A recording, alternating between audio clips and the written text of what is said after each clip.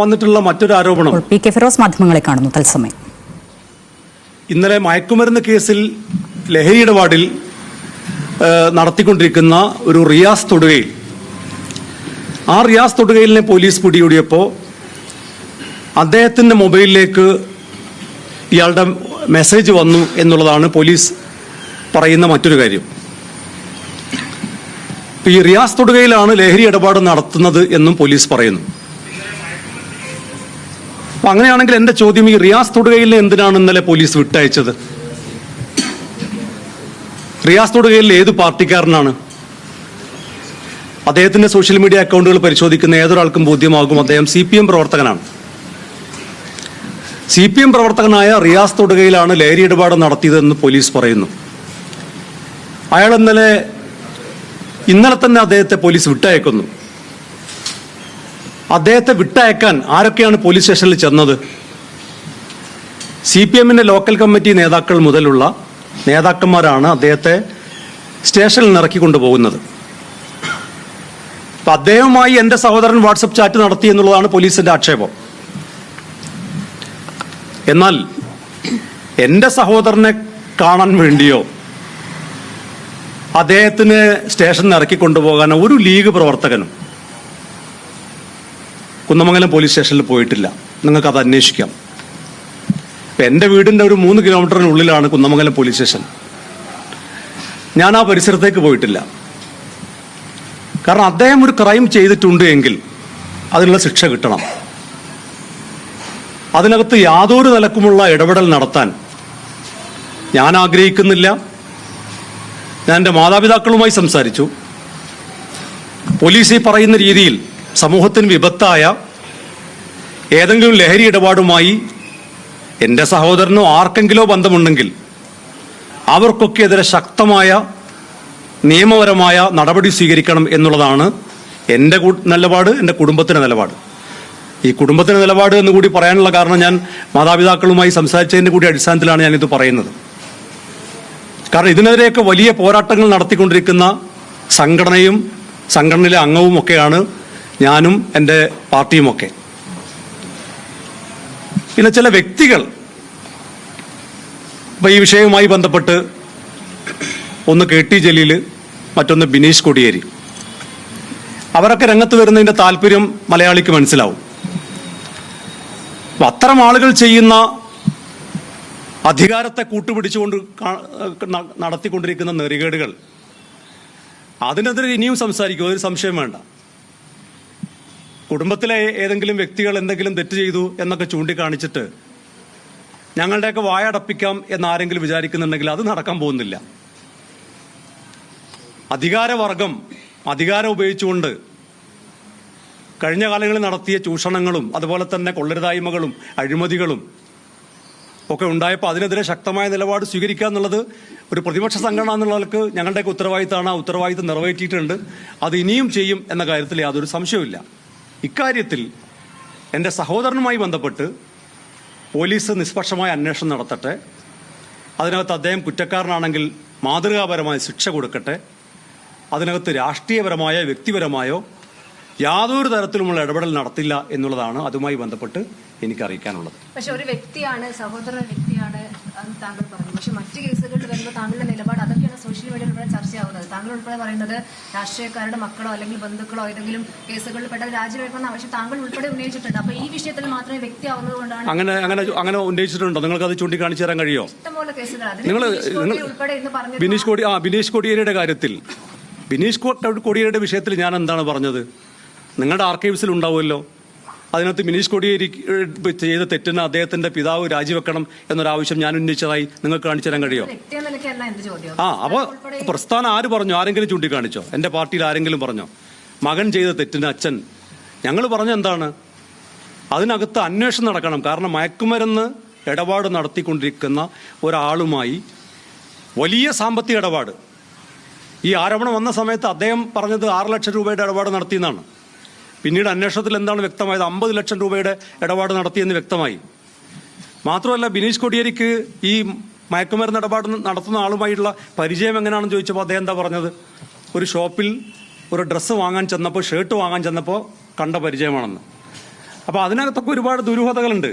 അപ്പോൾ അധികാരത്തിലിരിക്കുന്ന ഒരു പാർട്ടി, ആ പാർട്ടിയുടെ ഭാഗമായി നിൽക്കുന്ന ഒരാൾ, അങ്ങനെയുള്ളൊരു വ്യക്തി ഇത്തരമൊരു ആരോപണത്തിൽ നിൽക്കുമ്പോൾ അതിനകത്ത് അന്വേഷണം നടത്തുന്നത് ന്യായമായ കാര്യമാണ്. എന്താ സംശയം? അതുപോലെയാണോ എൻ്റെ സഹോദരൻ? ഞാൻ ഒന്ന് അധികാരത്തിന്റെ ഭാഗമായി നിൽക്കുന്ന ഒരാളല്ല, ഞാനൊരു ജനപ്രതിനിധിയല്ല, ഒരു അധികാരത്തിന്റെ ഭാഗമായി നിൽക്കുന്ന ഒരു വ്യക്തിയല്ല.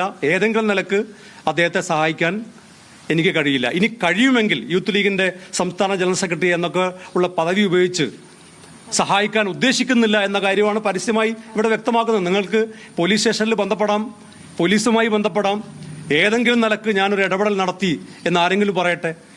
അത് നിയമത്തിന്റെ വഴിക്ക് പോകട്ടെ എന്ന വളരെ ക്രിസ്റ്റൽ ക്ലിയർ ആയിട്ടുള്ള നിലപാടാണ് ഇക്കാര്യത്തിൽ എനിക്കുള്ളത്. അതിനകത്ത് യാതൊരു തരത്തിലുള്ള ഇടപെടലും ഞങ്ങൾ വരുന്നില്ല. അതിനെ രാഷ്ട്രീയമായി പ്രതിരോധിക്കാനില്ല, വ്യക്തിപരമായി പ്രതിരോധിക്കാനില്ല, മറ്റേതെങ്കിലും നിലക്ക് പോലീസിനെ ആക്ഷേപിക്കാനില്ല. അതൊക്കെ അതിന്റെ വഴിക്ക് നടക്കട്ടെ. പക്ഷെ ഒരു ചോദ്യം എനിക്ക് ഉന്നയിക്കാനുള്ളത്, അത് മാധ്യമപ്രവർത്തകരോട് ശ്രദ്ധയിൽ കൂടി കൊണ്ടുവരാനുള്ളതാണ്. ഈ ലഹരി ഇടപാട് നടത്തിയിട്ടുള്ള, ഇതിന് നേതൃത്വം കൊടുത്ത ഈ റിയാസ് തക്കയിൽ എന്ന് പറയുന്ന വ്യക്തിയെ എന്തിന് പോലീസ് ഇന്നലെ തന്നെ വിട്ടയച്ചു? അദ്ദേഹത്തെ ആരാണ് അവിടുന്ന് ഇറക്കിക്കൊണ്ടുപോയത്? അദ്ദേഹത്തിന്റെ രാഷ്ട്രീയം എന്താണ്? എന്തുകൊണ്ടാണ് ആ രാഷ്ട്രീയം ഒന്നും ചർച്ച ചെയ്യാത്തത്?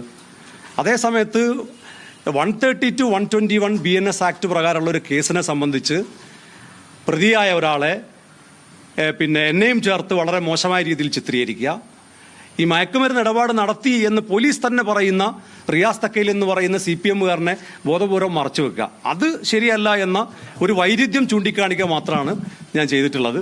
മറ്റു കാര്യങ്ങൾ ഞാൻ ഈ പറഞ്ഞതുപോലെ പോലീസിന്റെ അന്വേഷണം നടത്തട്ടെ, നിഷ്പക്ഷമായ അന്വേഷണം നടത്തട്ടെ. ഏതെങ്കിലും നിലക്ക് തെറ്റായ ഒരു പ്രവൃത്തി എൻ്റെ സഹോദരന്റെ ഭാഗത്ത് ഉണ്ടായിട്ടുണ്ടെങ്കിൽ അതിന് മാതൃകാപരമായ ശിക്ഷ കിട്ടുന്നതിൽ ഏറ്റവും അധികം സന്തോഷിക്കുന്ന വ്യക്തി ഞാൻ കൂടിയായിരിക്കും. പക്ഷെ ഒരു കാര്യം, ഈ CPM-മാരും CPM-മാരും പറയുമ്പോൾ ആ CPM-കാരിൽ നിന്നാണ് താങ്കളുടെ സഹോദരനിലേക്ക് ഇത് എത്തുന്നത്. അവിടെ നിന്നാണല്ലോ അല്ല, എൻ്റെ സഹോദരനെതിരെയുള്ള ആക്ഷേപം എന്താണ്? ഇദ്ദേഹമായി വാട്സപ്പ് ചാറ്റ് നടത്തി എന്നുള്ളതാണ്. അതേസമയത്ത് ഈ CPM പ്രവർത്തകനെ കുറിച്ചുള്ള ആക്ഷേപം എന്താണ്? അല്ല, പോലീസ് അന്വേഷിക്കട്ടെ. പോലീസ് കിട്ടിയിട്ടില്ല, മൊബൈൽ ഫോൺ പരിശോധിക്കാൻ കഴിഞ്ഞിട്ടില്ല എന്ന് പോലീസ് പറയുന്നു. അതേസമയത്ത് ഈ കുറ്റസമ്മതം നടത്തിയത് ആരാണ്? റിയാസ് തൊടുകയിലാണ്. അപ്പൊ റിയാസ് തൊടുകയിൽ ആരാണ്? CPM പ്രവർത്തകനാണ്. അദ്ദേഹത്തിന്റെ ഫേസ്ബുക്ക് അക്കൗണ്ട് പരിശോധിച്ചാൽ നിങ്ങൾക്ക് ബോധ്യമാവും. അദ്ദേഹം അത് വ്യക്തമാക്കിയതാണ്. അപ്പോൾ എന്റെ സഹോദരൻ മുസ്ലിം ലീഗ് പ്രവർത്തകനല്ല, നിങ്ങളത് പരിശോധിക്കുക. അദ്ദേഹം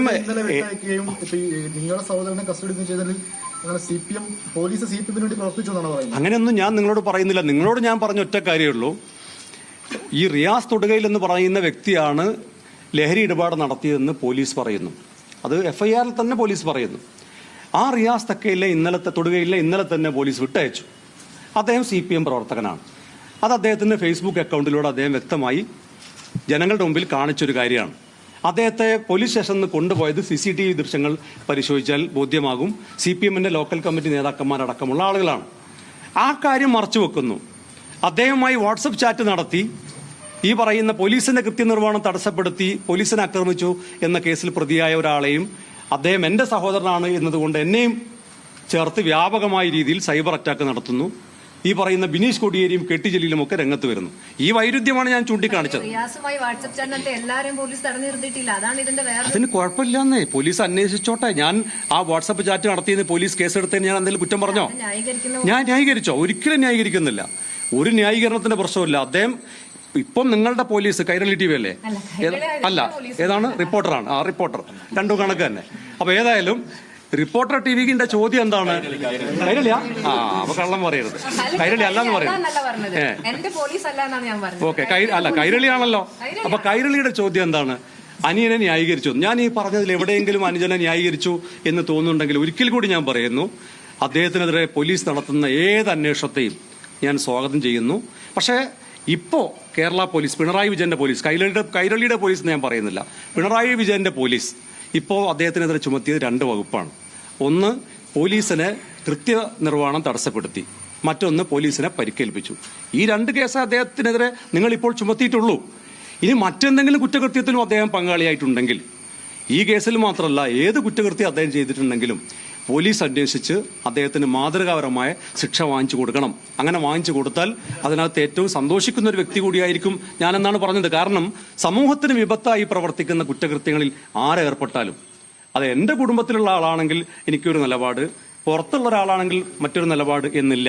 എൻ്റെ കുടുംബത്തിലുള്ള ആളാണെങ്കിൽ പോലും അതിശക്തമായ ശിക്ഷ, മാതൃകാപരമായ ശിക്ഷ കൊടുക്കണം എന്ന നിലപാട് ഒന്നും കൂടെ ആവർത്തിച്ചു പറഞ്ഞു. ഇപ്പൊ കൈരളി ടിവിക്ക് ബോധ്യായോ? മനീഷ് കോടിയേരി പറഞ്ഞിരിക്കുന്നത് പല ശരി, താങ്ക് യു. അങ്ങയുടെ ഫേസ്ബുക്ക് പോസ്റ്റുകൾ മുൻനിർത്തിക്കൊണ്ടാണ്, മുൻപുള്ള പോസ്റ്റുകൾ മുൻനിർത്തിക്കൊണ്ടാണ്.